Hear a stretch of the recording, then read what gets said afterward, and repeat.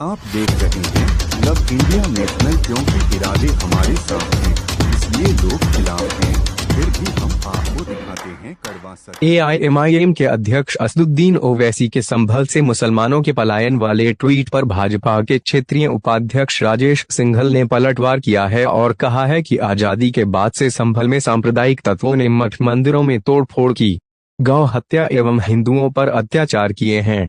योगी सरकार में संभल में शांति है क्योंकि प्रशासन ने उचित तरीके से दंगे को रोका और पुलिस कार्यवाही से दंगाई भाग गए हैं, मगर ओवैसी सांप्रदायिक ताकतों को बढ़ावा दे रहे।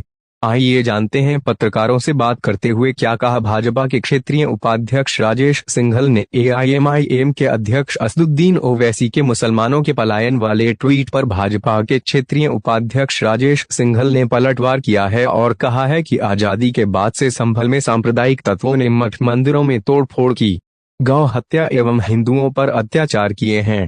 योगी सरकार में संभल में शांति है क्योंकि प्रशासन ने उचित तरीके से दंगे को रोका और पुलिस कार्यवाही से दंगाई भाग गए हैं, मगर ओवैसी सांप्रदायिक ताकतों को बढ़ावा दे रहे। आइए जानते हैं पत्रकारों से बात करते हुए क्या कहा भाजपा के क्षेत्रीय उपाध्यक्ष राजेश सिंघल ने। सर, जिस तरह से संभल में अभी हिंसा के बाद पोस्टर पुलिस ने लगाए हैं, उसके अलावा लगातार गिरफ्तारी चल रही है। पुलिस का SP संभल का कहना है कि जो भी आरोपी हैं उनको गिरफ्तार किया जाएगा और संभल में शांति है। आज ओवैसी ने फिर एक ट्वीट किया है कि संभल से मुसलमान पलायन कर रहे हैं पुलिस के खौफ से। योगी और सरकार पर सवालिया निशान है। क्या कहना है इस बारे में सर आपको? भारतीय जनता पार्टी का स्पष्ट नारा है, सबका साथ सबका विकास, और सबके विश्वास के आधार पर भारतीय जनता पार्टी कार्य करती है। परंतु इस देश के आज़ाद होने के बाद संभल के अंदर कहीं ना कहीं कुछ ऐसे अराजक तत्व, कुछ ऐसे सांप्रदायिक तत्व जो लगातार हमारे हिंदू समाज का या लगातार पुलिस प्रशासन को दबाने का कार्य है, या हमारे मठ मंदिर तोड़ने का कार्य, साधु संतों को की हत्या करने, हमारी गौ माता को काटने का कार्य, या हमारी बहन बेटी के साथ बेइज्जती करने का कार्य लगातार इस संभल के अंदर चल रहा था। इसी परिप्रेक्ष्य में संभल के अंदर 1976 में, 1978 में, 1980 में, 1984 में दंगे भी हुए हैं, उसमें भी कोई कार्रवाई विशेष रूप से नहीं हुई। परंतु आज योगी सरकार में खुले मन से आज हमारी जो सरकार है, जो हमारा प्रशासन है, लगातार ऐसे तत्व जो अराजक तत्व के लोग हैं उनके खिलाफ लगातार कार्रवाई कर रहा है और उनके पोस्टर भी चिपकाए गए। उन्होंने 24 नवंबर को जो एक सर्वे टीम आई थी हरियर मंदिर बनाम जामा मस्जिद का सर्वे करने के लिए, तभी उसी टीम को घेरने का प्रयास किया, पुलिस प्रशासन के ऊपर गोली चलाने का कार्य किया, तमाम प्रकार से पत्थरबाजी और तमाम प्रकार की घटनाएं करने का काम किया, आगजनी करने का काम किया था। उस दंगे को संभल से या उस संभल को बचाने के लिए हमारे प्रशासन ने बहुत उचित कदम उठाए थे, जिसमें इनकी आपसी गोली से भी कुछ लोग मारे गए और उसमें दंगा हुआ, सब काम हुए, और उस दंगे को हमारी सरकार ने रोकने का काम किया, हमारे पुलिस प्रशासन ने काम रोकने का काम किया।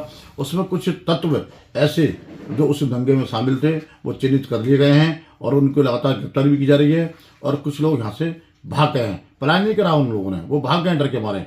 उनको निश्चित रूप से हमारे प्रशासन गिरफ्तार करेगा और आने वाले समय कड़ी से कड़ी कार्रवाई करेगा। मैं भी प्रशासन से मांग करता हूँ कि ऐसे तत्वों के खिलाफ कड़ी से कड़ी कार्रवाई होनी चाहिए। अखिलेश यादव और ओवैसी जिस तरह से ट्वीट कर रहे हैं कि मुसलमान पलायन कर रहे हैं संभल से, यह मुसलमानों को दबाया जा रहा है, कहाँ तक मानते हैं इस बात को सर? ऐसा कुछ नहीं है, सारे सब शांत प्रिय माहौल है, सब लोग मिलजुल कर, हिंदू मुस्लिम सब लोग मिलजुल कर रह रहे हैं, सबके कारोबार चल रहे हैं और सब ठीक ठाक तरीके से रह रहे हैं। जो अराजक तत्व के लोग हैं, चाहे उनको पलायन कर लीजिए मान लीजिए, चाहे वो उनको भाग जाना कीजिए, चाहे उनको फरार मान लीजिए, ऐसे लोग यहाँ से फरार हो गए हैं जो अराजक तत्व के लोग हैं, जिन लोगों ने संभल को आग में झोंकने का कार्य किया था। अभी 2 दिन पहले पाकिस्तान में उस्मान नाम का पकड़ा गया है, तिपस रखने वाला है, लाहौर में बंद है वो।